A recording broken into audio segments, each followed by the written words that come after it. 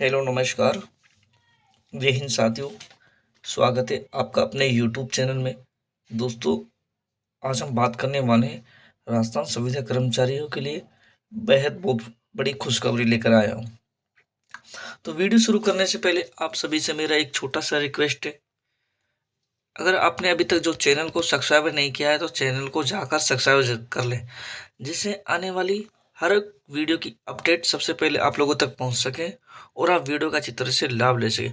राजस्थान से कोई भी अपडेट अगर आती है तो सबसे पहले हम आप लोगों को इस चैनल के माध्यम से प्रोवाइड कर देते हैं। देखो, राजस्थान संविदा कर्मचारियों के लिए जो खुशखबरी है वो क्या है, मैं आप लोगों को बता देता हूँ। 20 नवंबर 2011 की जो जानकारी है वो क्या है, मैं आपको इस वीडियो के माध्यम से बताऊंगा। राजस्थान के अंतर्गत संविदा कर्मचारियों के नियमों में किया गया परिवर्तन, यानी कि जो संविदा कर्मचारी है उनके नियमों में कुछ परिवर्तन और बदलाव किए गए, जिसके तहत संविदा कर्मचारियों के लिए बहुत बड़ी खुशी की बात है। वो बात क्या है मैं आपको बताऊंगा। राजस्थान के निर्धारित योग्यताधारी संविदा कर्मचारियों का पदनाम बदलेगा और उनका जो मानदेय है वो भी बढ़ेगा।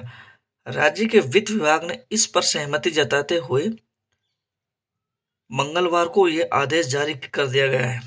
विभाग ने प्रारंभिक शिक्षा के अधीन कुछ पूर्व Rajasthan contributor hiring to civil post rule 2022 के तहत ग्राम पंचायत सहायक, शिक्षाकर्मी, पैरा टीचर्स शैक्षिक योग्यता के आधार पर पदनाम के साथ मानसिक मान्यता बढ़ाने पर सहमति जताई। यानी कि उन्होंने 2022 के रूल को फॉलो करते हुए जो संविदा कर्मचारी जो लगे हुए हैं, जैसा कि शिक्षा विभाग में लगे हुए, पैरा टीचर्स में लगे हुए, ग्राम पंचायत में लगे हुए, इन सब की जो शैक्षिक योग्यता के आधार पर उनका जो हिस्सा है वो उसमें परिवर्तन किया जाएगा। साथ ही साथ आदेश के अनुसार Rajasthan contributor hiring to civil post rule 2022 के तहत ग्राम पंचायत सहायक, शिक्षा कर्मी व पैरा टीचर्स का मानसिक मानदेय उसमें भी बढ़ोतरी करने का ऐलान किया गया है। यानी कि अगर मानसिक मानदेय की बात करें तो 16,900 रुपये, यानी लगभग 17,000 के आसपास इनका जो मानसिक व्यय है वो तय कर दिया गया है। इस बढ़ोतरी का बीएड, बीएसटीसी अथवा डीएलईडी की शैक्षिक योग्यता वाले संविदा कर्मचारियों को मिलेगा लाभ। यानी कि अगर बात करें तो इनका जो पद स्तर है उसमें बदलाव किया जाएगा। इसके बाद शिक्षा कर्मी, पैरा टीचर्स, ग्राम पंचायत सहायक का पदनाम में जो संशोधित है वो भी क्रम से किया जाएगा। सहायक शिक्षक, कनिष्ठ शिक्षक, ग्राम पंचायत शिक्षक कर दिया जाएगा। जो इनका जो नाम है उसमें परिवर्तन करके जो मैंने आपको ये नाम बताए उसमें परिवर्तन कर दिया जाएगा।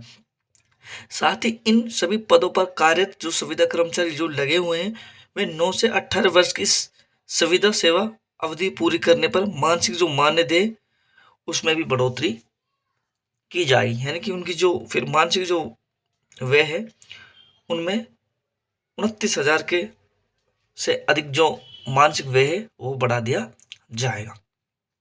अब हम बात करें कि जो राजस्थान के अंतर्गत ऐसे तो बहुत से संविदा कर्मचारी लगे हुए हैं, लेकिन फिलहाल जो संविदा कर्मचारी हैं जिनको नियुक्ति दी जाएगी वो कौन कौन से ऐसे संविदा कर्मचारी हैं?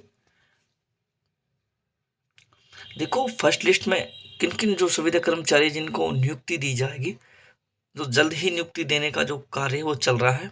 जैसे ही टीम के द्वारा संगठित जो टीम ने जो संविदा कर्मचारी जिनको चुनित किया है उनके बाद ही जो संविदा कर्मचारी उनको परमानेंट किया जाएगा।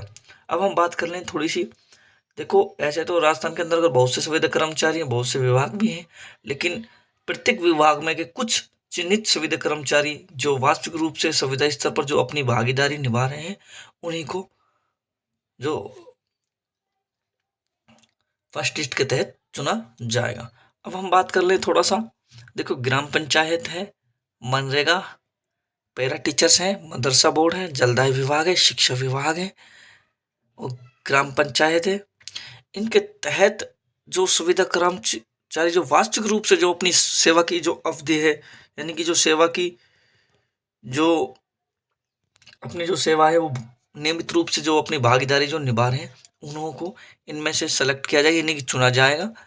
और साथ ही साथ उनका जो रिकॉर्ड पिछला वो भी देखा जाएगा, जिनके तहत इनकी जो रिकॉर्ड की अगर बात की जाए तो जो अगर मतलब प्रत्येक वर्ष की अगर उपस्थिति देखी जाए तो 70-75% अगर इनसे अधिक की जो उपस्थिति है तो इन्हें जो परमानेंट की जो लिस्ट है उसमें शामिल कर लिया जाएगा।